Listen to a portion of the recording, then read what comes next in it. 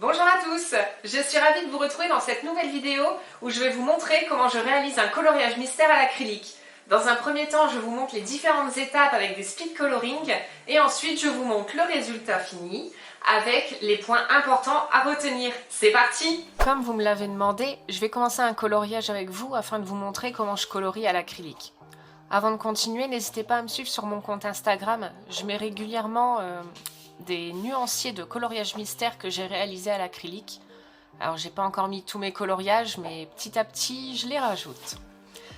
Première étape, donc je prends mes nuanciers qui se présentent comme ceci.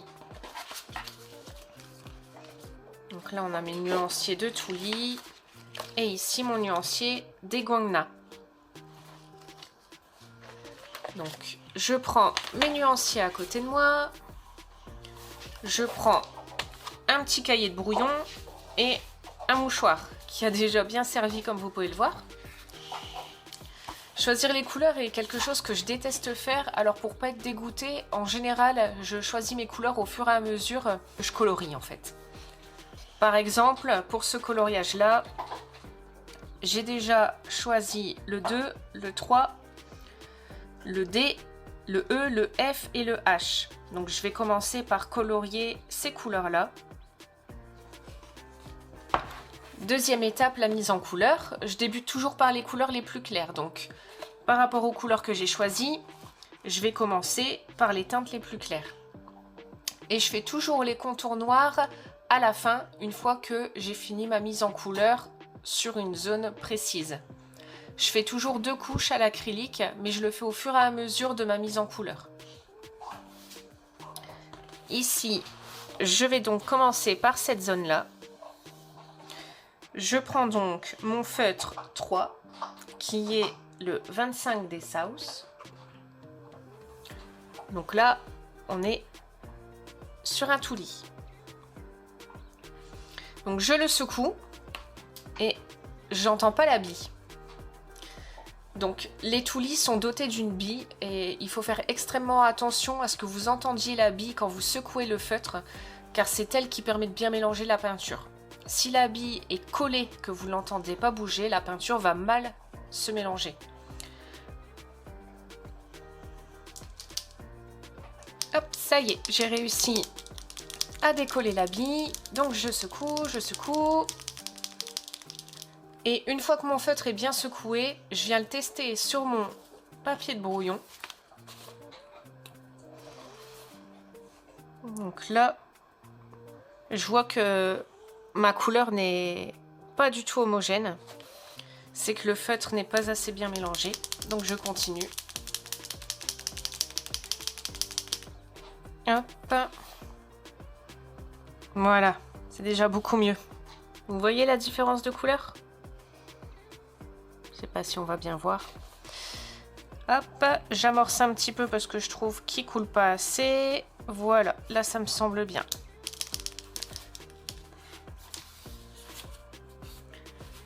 Donc je commence à colorier ma zone numéro 3. Et je commence par les contours.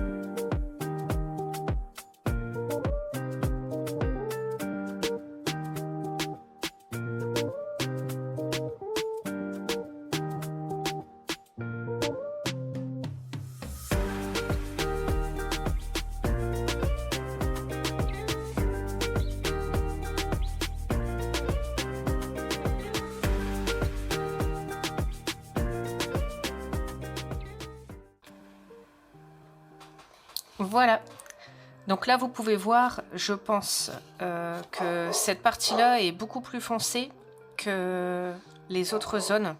C'est la première partie que j'ai faite et à mon avis mon feutre était mal mélangé. Donc c'est pas grave, on va faire une deuxième couche du coup sur tout ça et la différence ne se verra plus.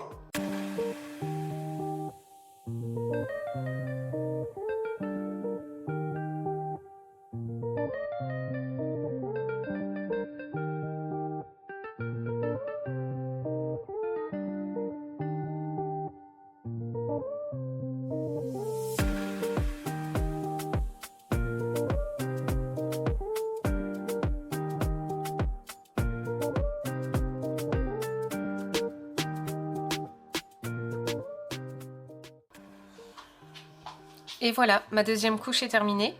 Donc toujours bien attendre que la première couche soit sèche avant de faire une deuxième, c'est très important, sinon vous allez tout foutre en l'air. Donc là, il s'agissait d'un acrylique à pointe dure. J'utilise également des acryliques à pointe brush. Donc là, ici, il s'agit des Longo que je viens juste de recevoir et que je n'ai jamais utilisé. Donc là, on est sur une pointe brush. Donc habituellement, j'utilise les Gangna, mais c'est le même système. Ces feutres-là ont besoin d'être secoués également pour que la peinture se mélange bien. Il y a aussi une petite bille qu'on peut entendre à l'intérieur. Mais il n'y a pas besoin de les amorcer, pas besoin de gérer le flux de peinture, ça se fait tout seul. Donc là, par exemple, on est sur la couleur D.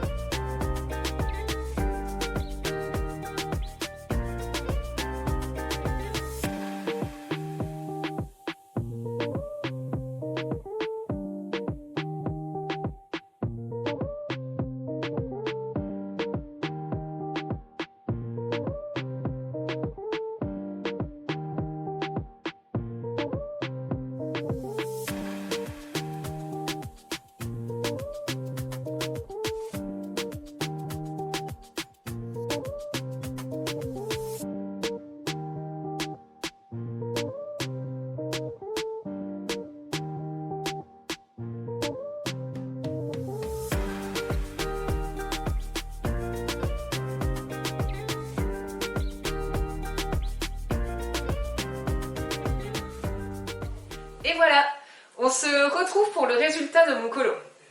Je suis plutôt fière et j'ai bien aimé le faire. Le gros inconvénient qu'il y a dans ce tome, c'est les zones blanches qui sont malheureusement pas blanches. Il y a des traits dedans.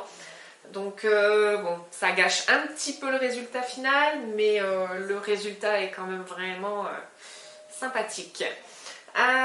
Donc ce qu'il faut retenir, c'est que je commence toujours par les couleurs les plus claires. Donc par exemple, pour la queue de Scrat, j'ai commencé par le top clair et ensuite j'ai fait le top foncé. Deuxième chose à retenir, je fais toujours mes contours noirs dès qu'une zone est terminée. C'est-à-dire que ici, au niveau de la queue, j'ai d'abord colorié mes couleurs. J'ai fait également les couleurs qu'il y avait autour. Et une fois que tout ça est terminé, je fais directement le contour noir ici, ici. Par contre, je ne le fais pas ici tant que Scrat n'est pas colorié. Pourquoi je fais ça? Pour éviter de devoir faire les contours noirs à la fin en intégralité.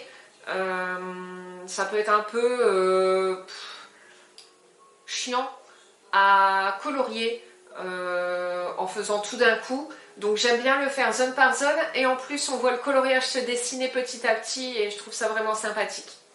Une chose aussi à retenir, quand je commence une couleur, j'aime bien la faire sur tout le coloriage. C'est-à-dire que je ne travaille pas forcément zone par zone. Le zone par zone, je le fais par rapport au contour noir, mais pas par rapport au travail de la couleur. Donc par exemple, vous avez pu voir en speed coloring que la couleur claire de la neige, j'ai vraiment fait partout, à part quelques zones que j'ai oubliées et que j'ai rattrapées après. Mais sinon, je fais ma couleur claire partout. Une fois que je l'ai faite partout, en général, je reviens au début. Ça, en général, c'est sec, hein, ça sèche assez vite. Donc, je fais tout de suite ma deuxième couche. Et ensuite, je passe à une autre couleur. Donc, voilà, j'aime bien, en fait, terminer une couleur. Donc, faire la première couche, puis la deuxième juste après. Et me dire c'est bon, cette couleur-là est terminée, je peux ranger mon feutre. Donc voilà, j'espère que le résultat vous plaît. En tout cas, moi j'ai énormément aimé le faire. Et si vous voulez voir le nuancier, je vais le poster sur mon compte Instagram. Donc voilà, on arrive à la fin de cette vidéo. J'espère que ça vous a plu. Si vous êtes intéressé pour faire des duos avec moi, n'hésitez pas à me le demander, je le fais avec plaisir, j'adore faire des duos.